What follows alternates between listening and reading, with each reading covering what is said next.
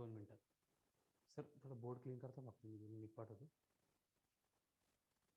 2 मिनिटं होऊन जाईल लगेच.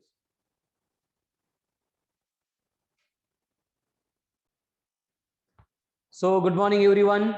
वंस अगेन हम ऑनलाइन के ऊपर आ गए. ऑनलाइन लेक्चर का डिस्कशन हमें स्टार्ट करना पड़ा और ऑनलाइन लेक्चर में हमारा जो आज का टॉपिक है वो स्टार्ट करेंगे हम न्यू टॉपिक. जो ऑफलाइन में टॉपिक चल रहा था पेंडिंग, ऑफलाइन शुरू होने के बाद उसको कंप्लीट करेंगे. सो आज हमारा ऑनलाइन का फर्स्ट डे है.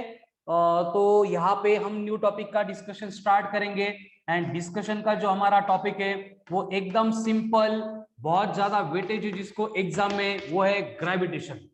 जो सबको आता है इसलिए उसको वेटेज भी ज्यादा दी है, क्योंकि एग्जाम में आपको मैक्सिमम मार्क्स आने चाहिए. ये जैसे मुझे लगता है वैसे एग्जाम पेपर सेट करने वालों को भी लगता है. बट कंडीशन है आपको ग्रेविटेशन के ऊपर वर्क करना पड़ेगा. टॉपिक एकदम सिंपल है, लेकिन सिंपल है मतलब ऐसे बिना पढ़ के तो होगा नहीं, हमें पढ़ना पड़ेगा, बहुत ज्यादा एफर्ट्स लेने पड़ेंगे. ठीक है, तो ग्रेविटेशन का डिस्कशन स्टार्ट कर रहे हैं. उससे पहले देखो, जो हम नीट की एग्जाम के लिए प्रिपेयर करते हैं तो ये ग्रेविटेशन में अराउंड 3 क्वेश्चंस आते हैं. 3 क्वेश्चन मतलब 12 मार्क्स, 12 मार्क्स. 12 मार्क्स मतलब आपका रैंक 40,000 to 50,000 से चेंज हो सकता है. इतनी ताकत है ग्रेविटेशन में. अगर जेई वालों के लिए बात करेंगे तो कंपलसरी इसके ऊपर 2 क्वेश्चन आते हैं जेई में भी. मतलब ग्रेविटेशन ये अकेला टॉपिक है जो रिमेनिंग सेक्शन के मतलब वेटेज की बराबरी करता है. ठीक है, और है भी इतना सिंपल. ये 10 से पढ़ रहे हैं, सब कंसेप्ट इसमें मालूम है, बस इसकी प्रैक्टिस आपको जो मेथड से बोला जा रहा है उस मेथड से करनी पड़ेगी. ठीक है, एकदम सिंपल है, एकदम स्ट्रेट फॉरवर्ड है, बेसिक बेसिक बातें होने वाली है. बस आपको क्या करना है, सबके पास मॉड्यूल है, नोट्स है, उनको स्ट्रिक्टली फॉलो करना है. ठीक है, तो मॉड्यूल में जो क्वेश्चन है वो कैसे करने, क्या करने, उसके अपडेट्स मैं आपको ग्रुप पे दूंगा. चलो, तो हम अभी डिस्कशन स्टार्ट करेंगे अबाउट ग्रेविटेशन. पहले समझ लेते ग्रेविटेशन मतलब क्या है, उसके बाद पढ़ेंगे. नहीं तो पूरा ग्रेविटेशन पढ़ लिया, सारे फॉर्मूले रट्टा मार लिए, सारे वर्कशीट सॉल्व किए, लेकिन ग्रेविटेशन मतलब क्या है यही क्लियर नहीं है, ये फिजिक्स में नहीं चलेगा. आपको 1 बाय 1 हर एक वर्ड इतना ध्यान में रखो कि हमारा जो ब्रेन है उसको सोने नहीं देना है. मतलब जो वर्ड हम पढ़ते हैं, जो वर्ड हम सुनते हैं, जो वर्ड हम रीड करते हैं, जब तक उसकी इमेज फॉर्म नहीं होती है, 100% हम सेटिस्फाई नहीं होते, उसके ऊपर वर्क करना है. ठीक है, तो come to the point, gravitation के ऊपर आते हैं. तो ग्रेविटेशन मतलब क्या है? ग्रेविटेशन मतलब एक फेनोमिनन है और उसको अपन प्रोसेस बोलते हैं which involves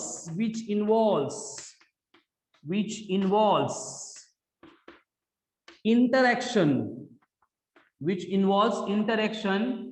between the bodies having mass. जिनके पास मास है वो एक दूसरे के साथ इंटरैक्ट करते हैं, तो उनके इंटरैक्शन की स्टडी करना, मतलब उस प्रोसेस को स्टडी करना, यानी ग्रेविटेशन को स्टडी करना. जैसे ये चॉक है, मैंने यहां से छोड़ दिया, ये ग्राउंड पे जाके गिरने वाला है, यानी चॉक के पास भी मास था, जिस ग्राउंड पे ये गिरेगा वो अर्थ है, तो अर्थ के पास भी मास है, तो ये चॉक नीचे क्यों गिरा था, जो गिरने की प्रोसेस थी उसी को बोला जाता है ग्रेविटेशन. तो अब ग्रेविटेशन समझने के लिए यहां पे जो वर्ड आ रहा है वो इंपॉर्टेंट है, दैट इज मास. अब ये मास मतलब क्या होता है? मास मतलब है टेंडेंसी. मास मतलब क्या है? टेंडेंसी. कौन सी tendency? To produce gravitational field around it. Tendency to produce gravitational field around it. जैसे कि फॉर एग्जांपल हमें मालूम है कि ये हमारी अर्थ है, अर्थ के सराउंडिंग में इस तरह का एक स्पेस क्रिएट होता है, एंड इस स्पेस में अगर दूसरी कोई बॉडी एंटर करने का ट्राई कर रही है तो अर्थ क्या करेगी, उस बॉडी को ग्रेविटेशनल फील्ड में आने तक कुछ नहीं करेगी. जैसे ये बॉडी ग्रेविटेशनल फील्ड में एंटर कर रही है, ये अर्थ को यहाँ पे बैठ के समझ में आ गया है कि हमारे एरिया में कोई एंटर कर रहा है, हमारे फील्ड में कोई एंटर कर रहा है, फिर अर्थ क्या करेगी, उसको पकड़ के सरफेस के टुवर्ड्स खींच लेगी. यानी ये क्या है? इंटरेक्शन है. मतलब इस बॉडी का क्या हो रहा है? डिस्प्लेसमेंट हो रहा है. हम मैकेनिक्स के स्टार्ट में ही पढ़ लेते हैं कि हर एक बॉडी के डिस्प्लेसमेंट के लिए रिक्वायरमेंट होती है किसकी? फोर्स की. इसका मतलब अर्थ क्या करती है, इस सराउंडिंग के स्पेस में कोई भी बॉडी अगर एंटर कर रही है तो उस बॉडी के ऊपर फोर्स एक्सर्ट करती है, उस बॉडी के ऊपर क्या करती है, फोर्स एक्सर्ट करती है। एंड इस फोर्स एक्सर्ट करने की जो प्रोसेस है उसी को बोला जाता है इंटरैक्शन। क्या बोला जाता है, इंटरैक्शन। एंड ये इंटरैक्शन जिस स्पेस में हो रहा है, जिस एरिया में हो रहा है, जिस फील्ड में हो रहा है, उसको बोला जाएगा ग्रेविटेशनल फील्ड। तो जिस बॉडी के पास मास होगा वो क्या करेगा, जैसे अर्थ कर रही है वैसे ही सराउंडिंग के स्पेस में अपना एरिया बनाएगा, अपनी फील्ड बनाएगा, जिसको हम ग्रेविटेशनल फील्ड कंसीडर करेंगे। जैसे कि ये मार्कर है, मार्कर नहीं, अभी चौक आ गया हाथ में, ठीक है। जैसे कि ये चौक है, इसको अगर मैं यहां से छोड़ दूंगा तो ये नीचे गिरता है। नीचे क्यों गिर रहा है, क्योंकि चौक के पास मास है। यानी कि होता क्या है, देखो नेचर में ऐसी बॉडीज जिनके पास मास होता है वो सराउंडिंग के स्पेस में ग्रेविटेशनल फील्ड प्रोड्यूस करती है। दूसरी बॉडीज जिनके पास मास होता है वो भी क्या करती है, अपनी ग्रेविटेशनल फील्ड प्रोड्यूस करती है। एंड एक्चुअल इंटरैक्ट कौन होता है, ये दोनों ग्रेविटेशनल फील्ड एक दूसरे के साथ एक्चुअल में इंटरैक्ट होती है। और इनका इंटरेक्शन क्या होगा, सिर्फ इंटरेक्शन ऑफ अट्रैक्शन होगा। क्यों ऐसे, क्योंकि जैसे हम मैग्नेट में पढ़ते हैं, मैग्नेट में कि अगर मैग्नेट के दो पोल्स, लाइक पोल्स, यानी नॉर्थ पोल के साथ दूसरा नॉर्थ पोल या फिर साउथ पोल के साथ दूसरा साउथ पोल अगर एक दूसरे के नियर अबाउट आ गए तो एक दूसरे को क्या करेंगे, रिपेल करेंगे। लेकिन अगर नॉर्थ पोल के साथ में साउथ पोल लेके आएंगे तो क्या होगा, वो दोनों एक दूसरे को अट्रैक्ट करेंगे। यानी कि क्या हो रहा है, देखो मैग्नेट में जो इंटरेक्शन है वो दो टाइप के, अट्रैक्शन भी होता है, रिपल्शन भी होता है। सेम कंसेप्ट हम इलेक्ट्रोस्टैटिक्स में पढ़ेंगे। वहां पे हम देखेंगे कि जो चार्जेस है वो अगर स्पेस में रख दिए, अगर वो लाइक चार्जेस है तो वो एक दूसरे को रिपेल करेंगे, अनलाइक चार्जेस है तो एक दूसरे को अट्रैक्ट करेंगे। यानी चार्जेस की केस में भी इंटरेक्शन दो टाइप का है। लेकिन जब हम ग्रेविटेशन पढ़ रहे हैं तो हमें यहाँ पे समझ में आ रहा है कि जो मास है उसमें तो रिपल्शन हो रहा ही नहीं है, मास की केस में होता है ओनली अट्रैक्शन। यानी यहाँ पे इंटरेक्शन एक ही टाइप का होता है। ऐसे क्यों, ऐसा इसलिए होता है क्योंकि मैग्नेट के दो पोल से, एक नॉर्थ पोल दूसरा साउथ पोल, चार्ज के दो टाइप है, एक पॉजिटिव चार्ज दूसरा नेगेटिव चार्ज, लेकिन मास के ऐसे कोई भी टाइप नहीं है, ठीक है। मास मास होता है, ठीक है, पॉजिटिव मास नहीं होता है, नॉर्थ पोल का मास नहीं होता है। As mass is of only one type, तो यहाँ पे जो मास का इंटरेक्शन होगा वो भी एक ही टाइप का होगा। इसलिए हर बार आदमी कितना भी बुरा है वो गिरने के बाद अर्थ उसको ऊपर नहीं भेजेगी, अट्रैक्ट ही करेगी, बाद में ऊपर जाएगा, दैट इज डिफरेंट पार्ट। लेकिन अर्थ हमेशा बॉडी को क्या करती है, अट्रैक्ट करती है, ठीक है। तो टॉपिक को इंट्रोड्यूस कर रहे हैं, दो ही बातें पढ़ी है, ग्रेविटेशन एंड मास। ग्रेविटेशन मतलब ऐसी प्रोसेस जिसमें ऐसी बॉडीज जिनके पास मास है इंटरैक्ट कर रही है।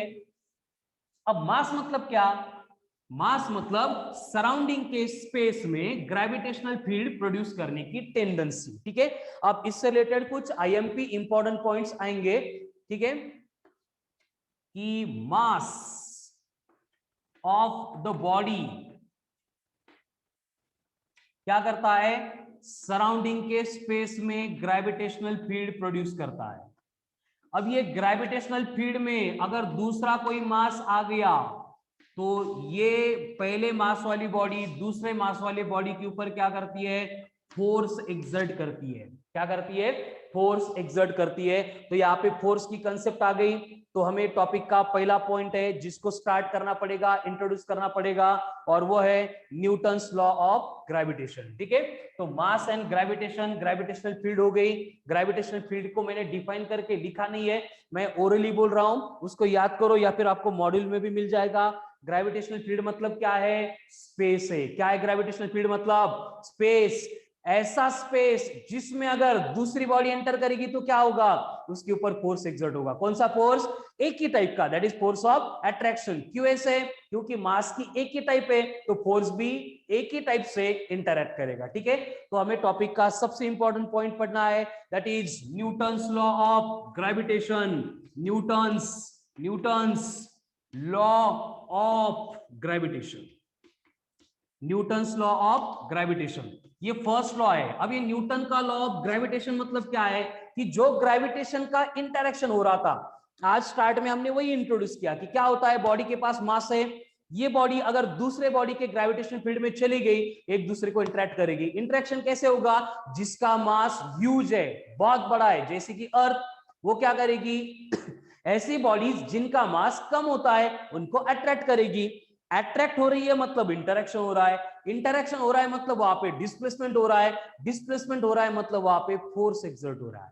एंड वो फोर्स कितना होता है, किसके ऊपर डिपेंड करता है, यही बातें न्यूटन ने एक्सप्लेन की है। आपको स्टोरी तो मालूम होगी, उन्हाळ्याचे दिवस होते, न्यूटन सासरवाडीला गेला, अमरस खाल्ला, पोटभर जेवण केलं, झोप आली म्हणून सफरचंदाच्या बागेत झोपायला गेला, आणि तिथे गेल्यानंतर काय आलं, एवढं मोठं सफरचंद डोक्यात पडलं। मग या न्यूटनला प्रश्न पडला, हे माझ्या डोक्यात का पडलं। मग न्यूटन अपनी स्टडी स्टार्ट करतो, एंड हमारे पास अभी की स्टेट में सबसे important law of mechanics Newton explain कर देता है। कौन सा, न्यूटन्स लॉ ऑफ ग्रेविटेशन। क्या होता है Newton's law of gravitation, common fast, Newton's law of gravitation है एवरी, हर एक particle of matter attracts every other particle of matter with a force which is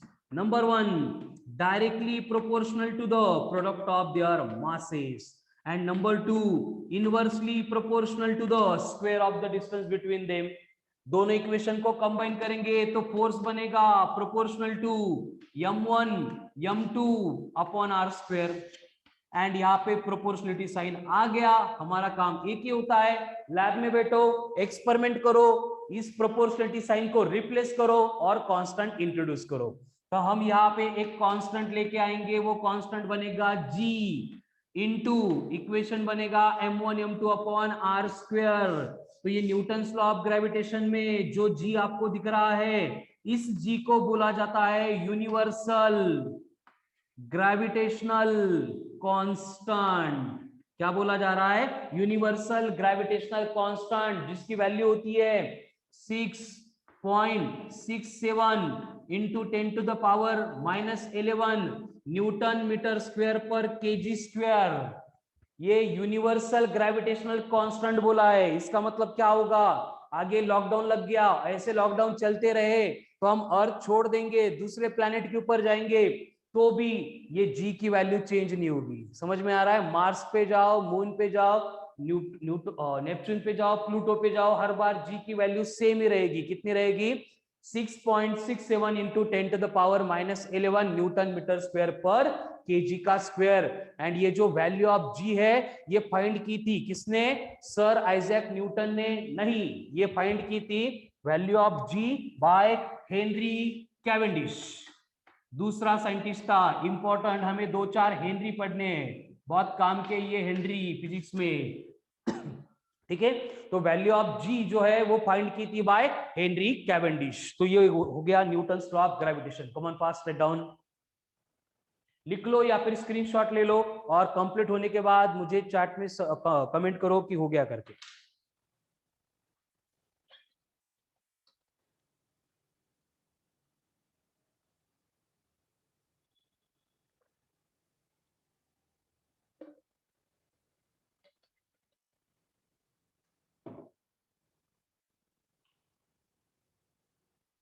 very good, सबने screenshot ले लिए, comments आ गए, मतलब हो गया। तो ये था न्यूटन्स लॉ ऑफ ग्रेविटेशन, जो क्या करेगा, दो मासेस के बिटवीन जो इंटरेक्शन होता है वो कैसे होता है वो बात एक्सप्लेन करेगा। ठीक है, तो न्यूटन्स लॉ ऑफ ग्रेविटेशन में जो हमें फोर्स मिलता है, इस फोर्स को बोला जाता है ग्रेविटेशनल फोर्स। क्या बोला जाता है, ग्रेविटेशनल फोर्स। अब ये ग्रेविटेशनल फोर्स कैसे होता है, ये ग्रेविटेशनल फोर्स सेंट्रल होता है। व्हाट इट मींस सेंट्रल होता है मतलब क्या होता है कि अगर ये फर्स्ट बॉडी है, ये दूसरी बॉडी है, तो ये दो बॉडी के बिटवीन जब भी ग्रेविटेशनल फोर्स एक्ट होगा तो ऐसे नहीं होगा ये बॉडी यहां से अट्रैक्ट कर रही है, ये बॉडी यहां से अट्रैक्ट कर रही है, या फिर ऐसे भी नहीं होगा ये बॉडी यहां से अट्रैक्ट कर रही है, ये बॉडी यहां से अट्रैक्ट कर रही है।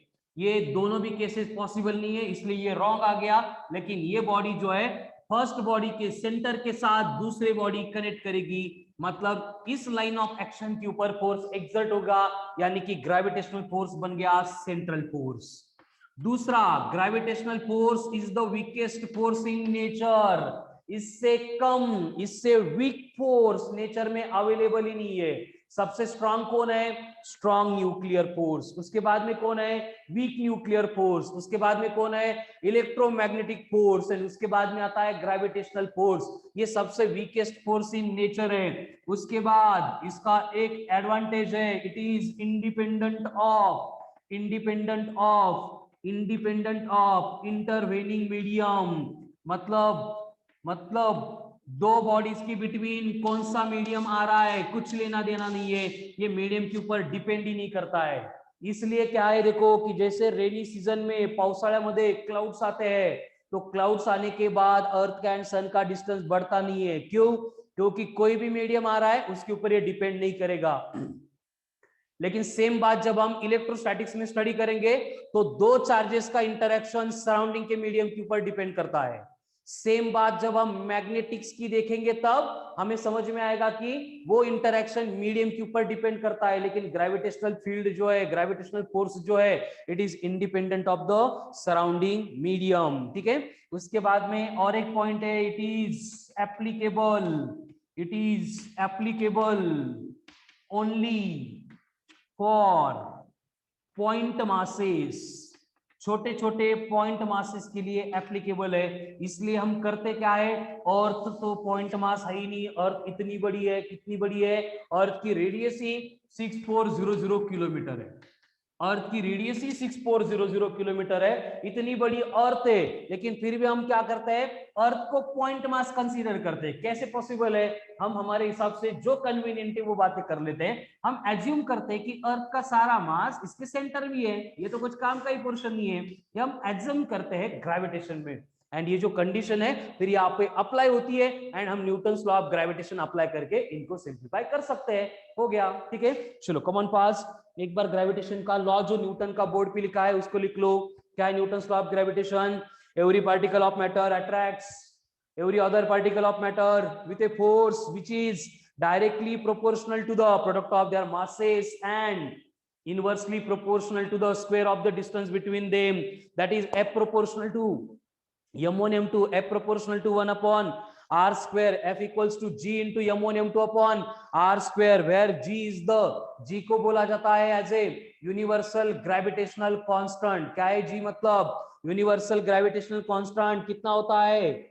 6.67 into 10 to the power -11 newton metre square पर केजी का स्क्वायर। एंड इसकी जो वैल्यू है वो किसने डिस्कवर की थी? कौन सा? Cavendish, Henry Cavendish, discovered by Henry Cavendish. और उसके बाद में ग्रेविटेशनल फोर्स कैसा है? ये ग्रेविटेशनल फोर्स सेंट्रल है, वीकेस्ट है, इंडिपेंडेंट ऑफ इंटरवेनिंग मीडियम है, and applicable to the point masses है। तो हम अरेंजमेंट क्या करते हैं, जो भी ह्यूज मासेस रहेंगे, प्लैनेट्स एंड स्टार्स, सबका मास सेंटर में एज्यूम करेंगे, तो वो बन गए पॉइंट मासेस। ठीक है, तो अब आते हैं बेसिक पॉइंट के ऊपर। हमें फिजिक्स में लॉ मिल गया, फॉर्मूला मिल गया, हम क्या करेंगे बाद में? न्यूमेरिकल सॉल्व करेंगे। तो फॉर्मूला क्या है? देखो, F equals to G into m1 m2 upon r square. अब यहाँ पे ये G वाला पार्ट है, ये यूनिवर्सल ग्रेविटेशनल कांस्टेंट है, ये कभी चेंज नहीं होगा।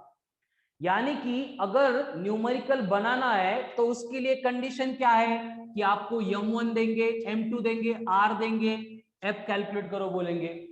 या फिर अनदर पॉसिबिलिटी क्या है कि f देंगे, m1 m2 देंगे, r स्क्वायर कैलकुलेट करेंगे। मतलब इस फॉर्मूले के ऊपर बेसिक न्यूमेरिकल 4 ही पॉसिबल है। 3 अननोन होंगे, एक अननोन होगा, 1 by 1। ठीक है, तो आगे कुछ बेसिक न्यूमेरिकल्स है। जो आप सॉल्व नहीं करेंगे, मैं बस यहाँ पे बोर्ड पे सॉल्व कर रहा हूं, आप देखेंगे, ऑब्जर्व करेंगे, जो कंसेप्चुअल क्वेश्चंस आएंगे बस आपको उनको लिखना है। फर्स्ट क्वेश्चन है जिसमें आपको बोला है कि एक बॉडी है 10 kg की, दूसरी बॉडी है 10 kg की, separated by a distance of 6 micrometre, then calculate the force between them. यानी m1 m2 r दिया, यब कैलकुलेट करना है, सेम फॉर्मूला है, उसमें वैल्यू पुट करेंगे, क्या होगा, F equals to G, G का मतलब 6.67, लेकिन हर बार याद रखो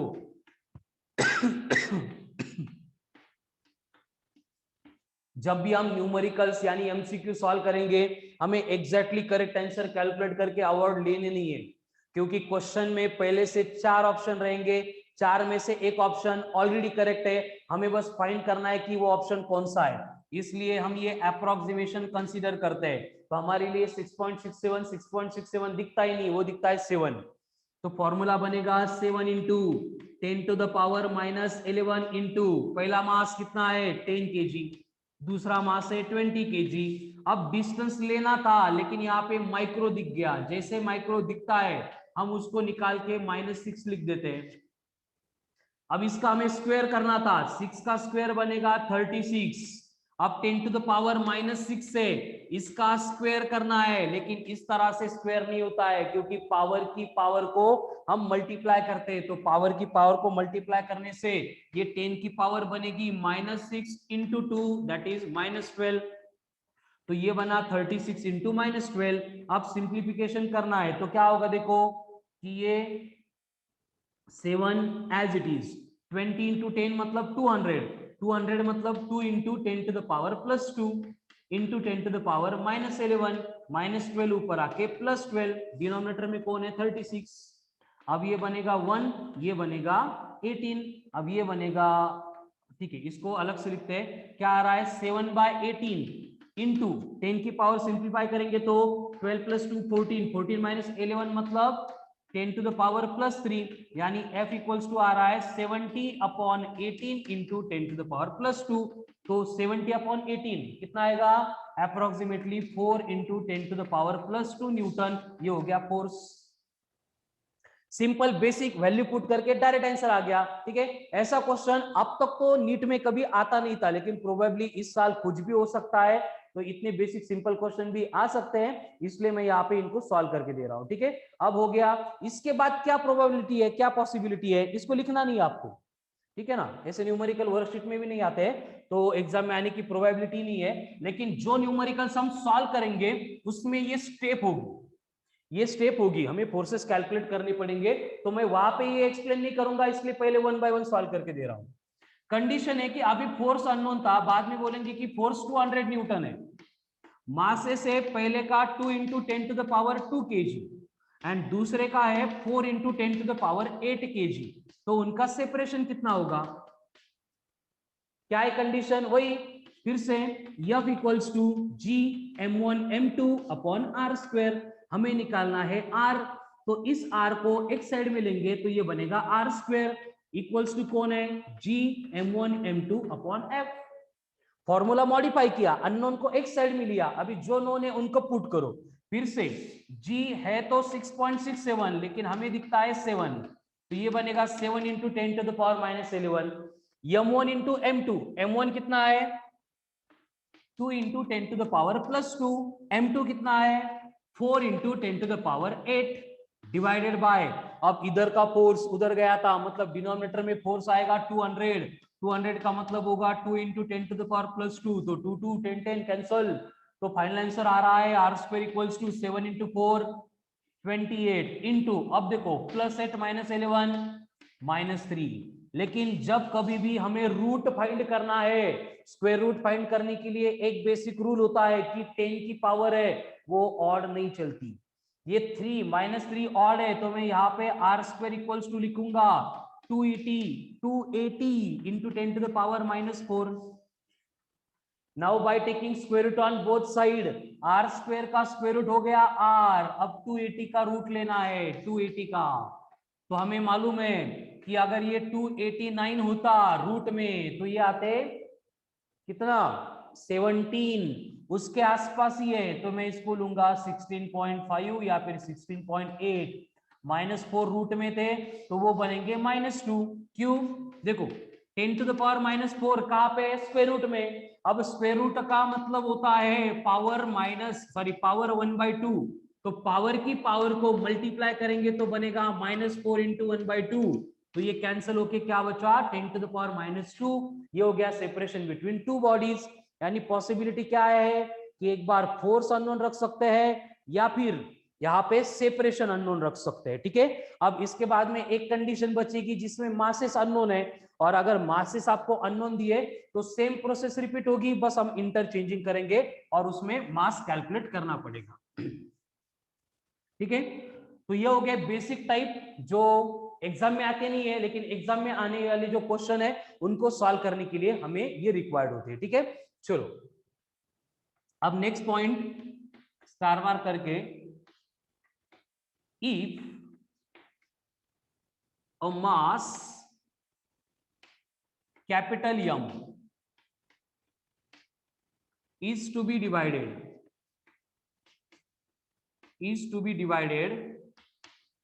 into two parts so that force between them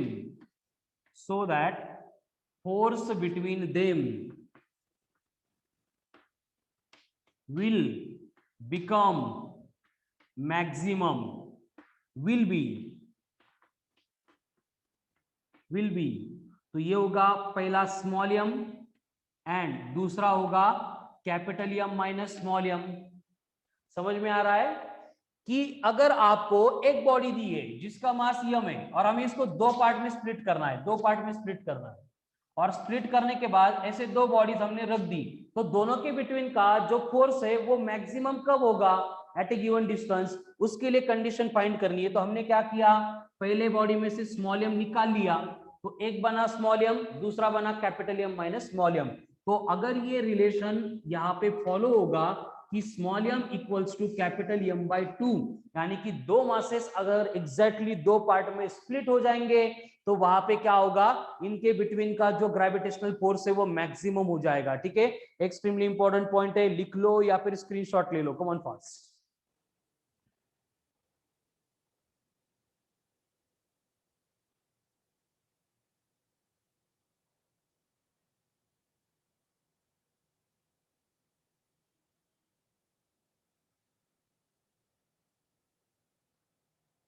चलो हो गया, अगर हो गया होगा तो मुझे बोलो। स्क्रीनशॉट ले लिया सबने? रेडी हैंड रेज नको करू, कमेंट कर। लिया मनमत, वेरी गुड। मनमत ने लिया मतलब सब ने लिया। ठीक है, चलो तो ये फर्स्ट पॉइंट है। तो आपको कभी भी अगर दिया जाएगा कि अगर एक 20 kg की बॉडी थी उसको दो पार्ट में स्प्लिट करना है सो दैट दोनों मासेस के बिटवीन का फोर्स मैक्सिमम चाहिए, तो ये कब होगा, तो हम सीधा सीधा इस मास को 2 से डिवाइड करेंगे, तो फोर्स मैक्सिमम तब होगा जब इसको अपन 10 kg एंड 10 kg ऐसे दो पार्ट में स्प्लिट करेंगे। ठीक है, उसके बाद में next point, if two masses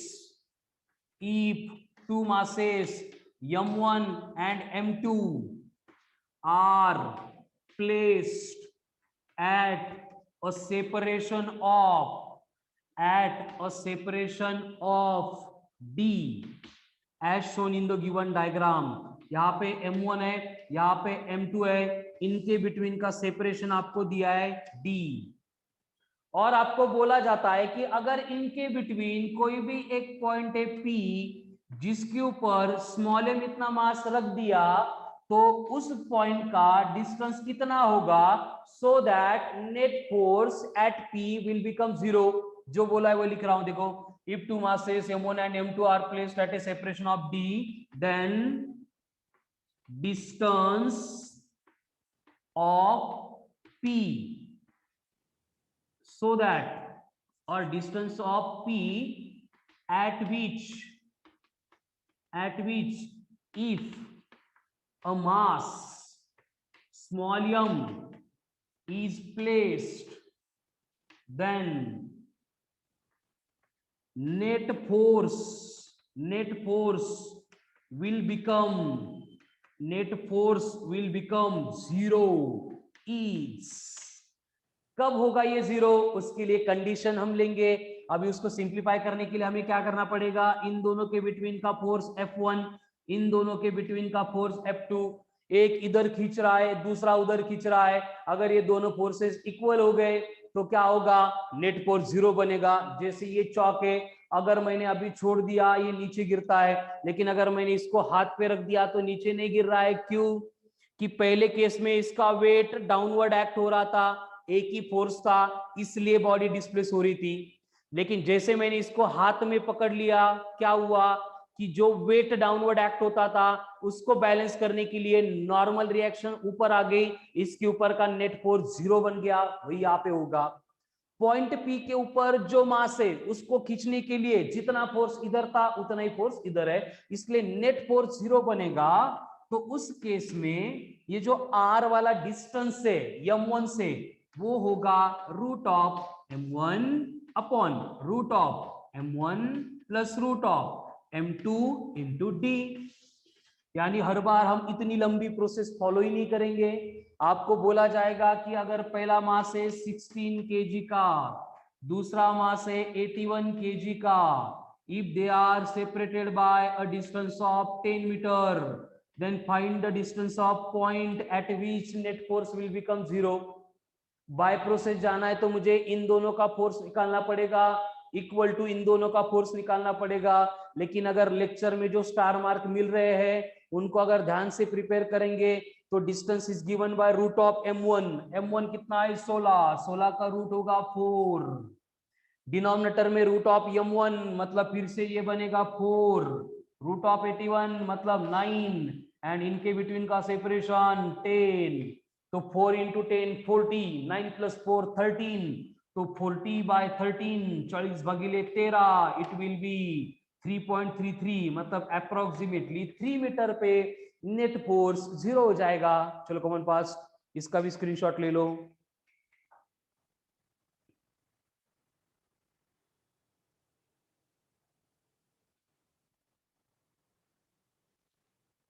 चलो हो गया।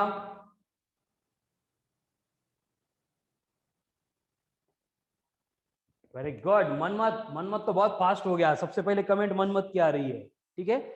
मनमत रात में 3 बजे तक पढ़ाई कर रहा था, 3 बजे मैसेज किया है, और व्हाट्सएप ग्रुप पे मैं टाइम टू टाइम अटेंडेंस लूंगा, आपको वहां पे लिखना है। आई विल चेक दैट कब तक स्टडी कर रहे थे, ठीक है।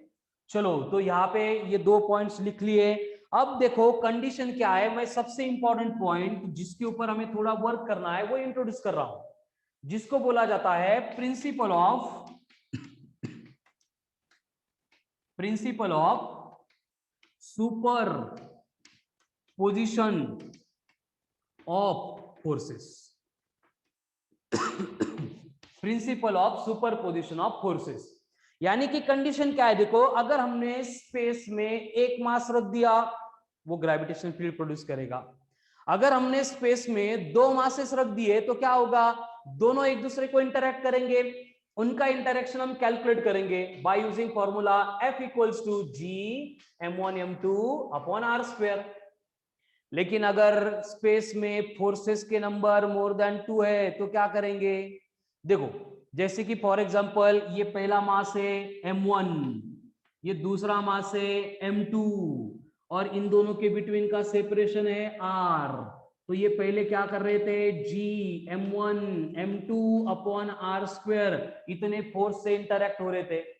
अभी क्या हुआ, मैंने इनके सराउंडिंग में और एक मास रख दिया m3, तो ये m3 आने की वजह से इन दोनों के बिटवीन का जो फोर्स है वो चेंज नहीं होगा। इथं असं नाहीये याच्या सोबत युद्ध चालू होतं मग इकडं काही सैन्य होतं, इकडून कोणतरी आलं मग इकडचं काढलं आणि तिकडं नेलं, हे होणार नाही, ठीक है। तो इसके सराउंडिंग में मैं ऐसे 1000 भी मासेस रख दूंगा तो इन दोनों के फोर्स के ऊपर कोई भी इफेक्ट नहीं होगा। लेकिन होगा क्या कि ये m1 जो है m2 के साथ इंटरैक्ट कर रहा था, एट द सेम टाइम वो m3 के साथ भी इंटरैक्ट करेगा। ठीक है। इसके बाद मैंने अगर और एक मास यहाँ पे लाके रख दिया M4, तो ये M4 के साथ में भी इंटरेक्ट करेगा। इसके साथ में मैंने अगर एक और मास लेके आया M5, तो ये M5 के साथ में भी इंटरेक्ट करेगा। अब ये M1 के ऊपर देखो, M2 का था F1, M3 का था F2, यहाँ पे था F3, यहाँ पे था F4। मतलब M1 के ऊपर एक ही टाइम पे चार चार फोर्सेस एक्ट होने लगे, मतलब M1 के पोजीशन की सुपर पोजीशन हो गई। इसलिए सिंप्लीफाई करने के लिए प्रिंसिपल ऑफ सुपरपोजिशन यूज करना पड़ेगा, और ये सुपरपोजिशन का प्रिंसिपल होता है F net vector, resultant vector is equals to sum of, कौन सी सम, एरो दिख रहे है, एरो दिख रहे मतलब क्या है, एरो है मतलब वेक्टर है, तो हमें करनी पड़ेगी इनकी सम, कौन सी sum, vector sum of all the forces exerted by each charge if it was present alone। क्या है principle of superposition of forces, इसका स्टेटमेंट इंपॉर्टेंट नहीं है तो मैं लिख के नहीं दूंगा, बस यहाँ पे एक्सप्लेन कर रहा हूं कि हमें क्या करना है, रिजल्टेंट मास के ऊपर, सॉरी मास के ऊपर रिजल्टेंट फोर्स कैलकुलेट करना है। तो बस क्या करेंगे, हम सारे इंडिविजुअल फोर्सेस कैलकुलेट करेंगे एंड उनकी वेक्टर सम करेंगे। अब देखो, जब मैं वेक्टर पढ़ाता हूं तो मैं आपको पहले क्लियर कर देता हूं, जब कभी भी हमें रिजल्टेंट कैलकुलेट करना पड़ेगा, हम एक ही फॉर्मूला यूज करते हैं दो वेक्टर के रिजल्टेंट के लिए, R equal to root of P square plus Q square plus 2pq cos of theta.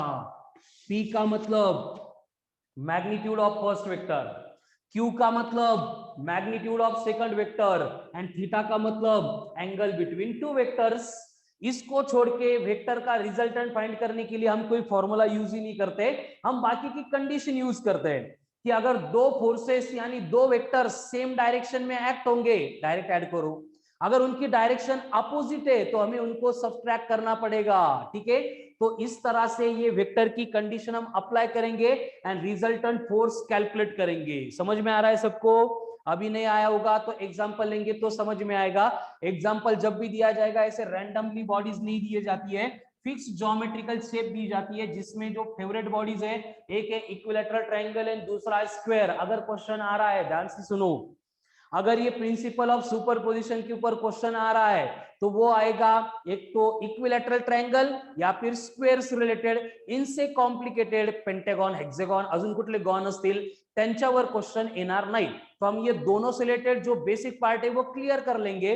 अब इसमें कुछ मॉडिफिकेशन हो गए तो हम उनको अप्लाई कर सकते हैं। जैसे कि आपको बोला जा रहा है कि एक ट्रायंगल है, कौन सा ट्रायंगल है, एक भारी ट्रायंगल है, इक्विलैटरल ट्रायंगल है, कौन सा है, ए बी सी। अब इस इक्विलैटरल ट्रायंगल एबीसी की साइड की लेंथ आपको दी है आर, और तीनों के ऊपर जो मासेस रखे गए हैं उनका मैग्नीट्यूड है एम एम एम। यानी कि इक्विलैटरल ट्रायंगल के तीनों वर्टाइसेस के ऊपर इक्वल मासेस प्लेस किए एंड इस इक्विलैटरल ट्रायंगल की साइड लेंथ आपको दी है आर, और बोला है find the resultant force acting on mass placed at B. इस पॉइंट बी के ऊपर जो मास रखा गया है उसके ऊपर एक्ट होने वाला रिजल्टेंट फोर्स हमें कैलकुलेट करना है। अब कैसे कैलकुलेट करेंगे, देखो एक्स्ट्रा का दिमाग नहीं लगाना है, जो कंसेप्ट समझ में आ गई थी, जो प्रोसेस लेक्चर में बोली जा रही है वही फॉलो करनी है। हमें मालूम है कि अगर ये सी वाला मास नहीं होता तो ये ए के ऊपर का मास इसको इस डायरेक्शन में अट्रैक्ट करता, उनके अट्रैक्शन का फोर्स बनता F1। फोर्स कैलकुलेट करने का तो न्यूटन ने एक ही फॉर्मूला बोला है, G m1 m2 upon r square. अब यहाँ पे F1 मतलब क्या होगा, दोनों मासेस सेम है, तो मैं इसको भी m बोलूंगा, इसको भी m बोलूंगा, तो m इंटू m बनेगा m स्क्वायर, तो ये हो गया gm square upon r square. उसी इंस्टेंट पे C के ऊपर का मास ये B के ऊपर के मास को अट्रैक्ट करेगा विद फोर्स F2। अब इसका फोर्स कितना आएगा, F2 G इंटू, फिर से मासेस सेम है तो m square upon r square. यानी कि B के ऊपर दो फोर्सेस एक्ट हो रहे थे, इनके मैग्नीट्यूड हमने कैलकुलेट कर लिए। ठीक है, अब दोनों को कंपेयर करेंगे तो दोनों की वैल्यू सेम है, इसका मतलब F1 F2 दोनों भी सेम है, जिनकी वैल्यू है F। अगर ये दोनों फोर्सेस इक्वल है, अभी मुझे इनका रिजल्टेंट निकालना है, तो आपको मालूम होगा 9th 10th पास हो गए तो मालूम होगा इक्विलैटरल ट्रायंगल है, मतलब हर एक एंगल होगा 60 डिग्री। तो इनको सिंप्लीफाई करने के लिए मैं फॉर्मूला यूज करूंगा, r equals to square root of p square plus q square plus 2pq cos of theta. अब यहाँ पे p का मतलब कौन है, f, q का मतलब कौन है, f, थीटा कितना है 60, वैल्यू पुट करेंगे तो r इक्वल्स टू क्या बनेगा, f का स्क्वायर प्लस f का स्क्वायर प्लस 2f का स्क्वायर इनटू cos ऑफ 60, लेकिन cos 60 तो 1/2 होता है, इसलिए 2 कैंसिल होगा, क्या बचा रूट में, f square plus f square plus f square 3f square, यानी कि r बनेगा square root of 3 times of f square.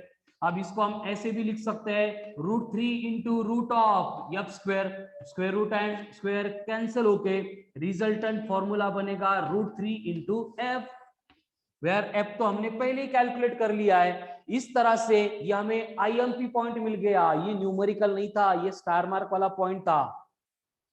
और स्टार मार्क करके सब लोग क्या लिखेंगे, if 3 equal masses are placed on vertices of an equilateral triangle, then resultant force acting on a given mass is given by √3 into f. Come on fast, star mark करके लिखेंगे सब, if 3 masses are placed on vertices of an equilateral triangle,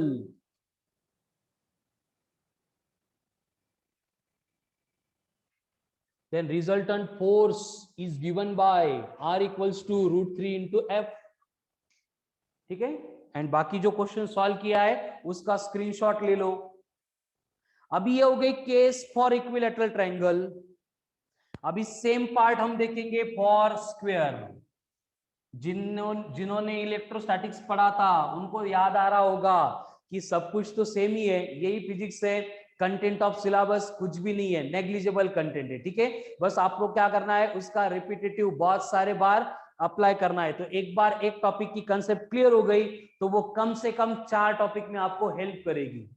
चलो next question लेते हैं, जिसमें आपको बोला गया है कि एक स्क्वायर है और ये स्क्वायर के चारों साइड पे कौन सा स्क्वायर है, ए बी सी डी, ये चारों स्क्वायर की साइड जो है इनकी लेंथ इक्वल है, ये एल ये एल ये भी एल, और चारों वर्टेक्स के ऊपर हमने मासेस रखे हैं, ए के ऊपर मास है एम, बी के ऊपर का मास यम, सी के ऊपर का मास भी यम, डी के ऊपर का मास भी यम, यानी 4 equal masses are placed on vertex of a square. और हमें क्या बोला है कि सी के ऊपर एक्ट होने वाला रिजल्टेंट फोर्स फाइंड करो।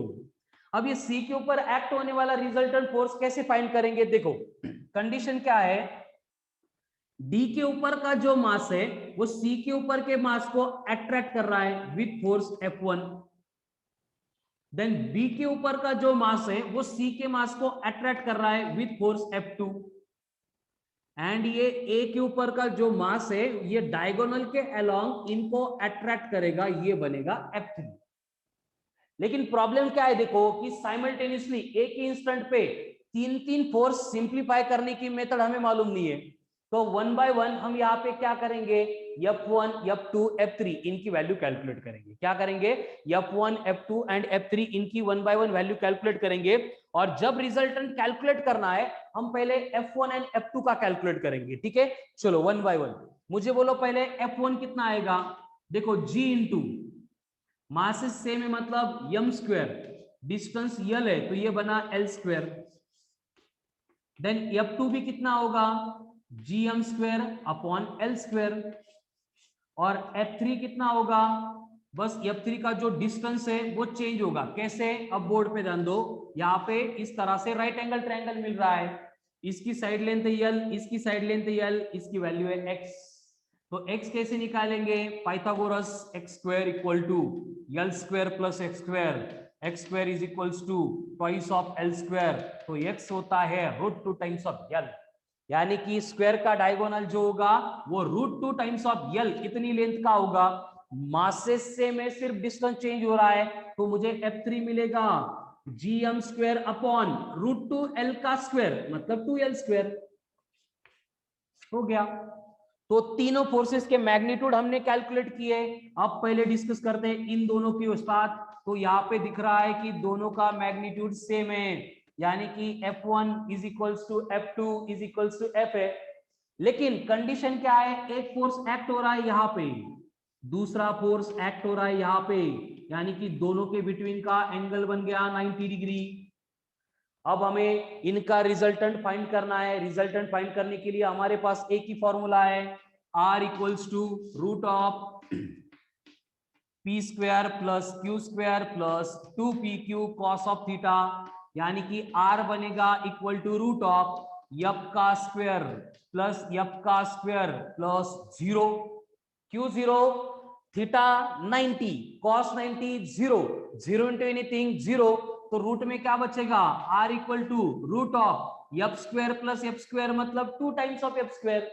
इसको अगर सिंप्लीफाई करेंगे तो ये बनेगा √2 into root of f square, ये कैंसिल होके आ गया √2 टाइम्स ऑफ एफ। लेकिन ये हमारा फाइनल आंसर नहीं है। ये क्या बना, ये क्या मिला यहाँ पे, ये मिला हमें रिजल्टेंट। किसका रिजल्टेंट, F1 एंड F2 का रिजल्टेंट। यानी कि देखो ये F1 एंड F2 का जो रिजल्टेंट है वो डायगोनल के अलोंग ही एक्ट होगा, मैग्नीट्यूड इक्वल है मतलब वो एंगल बाइसेक्ट करेगा। अब कंडीशन क्या बची कि C के ऊपर एक्ट होने वाला एक फोर्स था F3 एंड उसी के डायरेक्शन में अभी R जा रहा है। तो मैंने पहले ही बोला है कि दो वेक्टर अगर सेम डायरेक्शन में एक्ट होते हैं तो उनको डायरेक्ट ऐड करते हैं। इसका मतलब यहाँ पे जो नेट फोर्स एक्ट होगा वो बनेगा F3 प्लस R। कितना बना, F3 प्लस R। अब F3 की वैल्यू हमने कैलकुलेट की है, कितनी है F3 की value, gm square upon 2l square. R की वैल्यू कितनी है यहाँ पे लिखिए √2 इंटू यफ, यफ मतलब gm square upon l square. तो यहां से मैं gm square upon l square अगर कॉमन लूंगा तो मुझे नेट फोर्स कितना मिलेगा, F नेट मिलेगा gm square upon l square into root of bracket of √2 प्लस 1/2, यानी कि नेट फोर्स बनेगा F इंटू √2 प्लस 1/2। यानी कि मैंने यहाँ पे ये न्यूमेरिकल सॉल्व नहीं किया है, यहाँ पे क्या किया है, एक स्टार मार्क करके IMP पॉइंट लिख के दिया है कि अगर 4 equal masses 4 equal masses when placed on vertices of an equilateral, नहीं vertices of a square, then the resultant force acting on given mass is given by F into √2 plus 1/2। ठीक है, extremely important points है, सारे points repeat होंगे, same रहेंगे इन electrostatics also. चलो come on fast do it, हो गया क्या लिख के,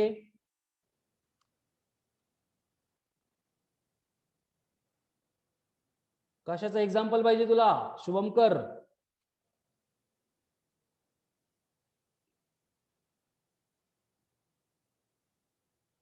शुभमकर कशाचं एक्झाम्पल पाहिजे, ह्या कॉन्सेप्टचं, बर ह्या कॉन्सेप्टचं एग्जाम्पल। सब लोगों ने स्क्रीनशॉट लिया, आपको बोला जाएगा कि क्या हो रहा है,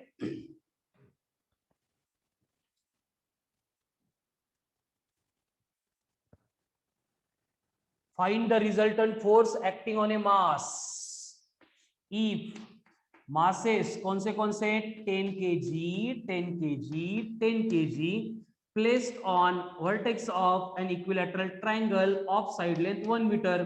तो B के ऊपर एक्ट होने वाला रिजल्टेंट फोर्स फाइंड करो। सेम वे स्क्वायर है, ईच वर्टेक्स पे मासेस प्लेस किए हैं 20 kg 20 kg 20 kg 20 kg and separation side length है 1 मीटर।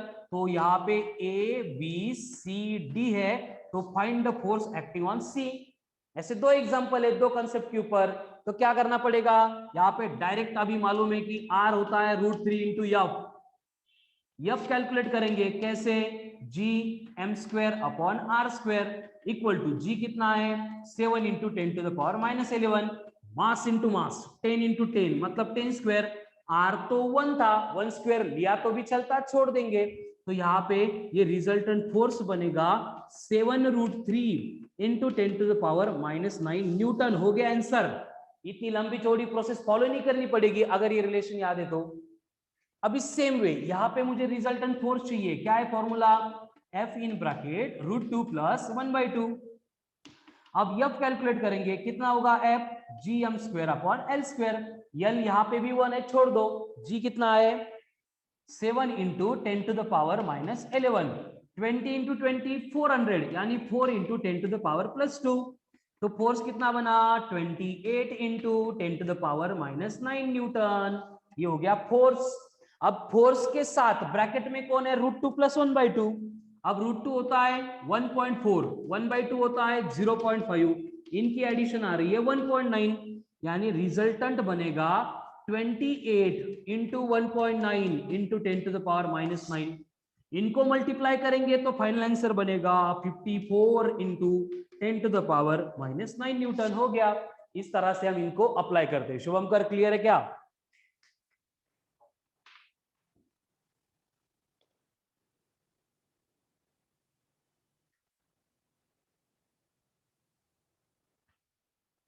ओके,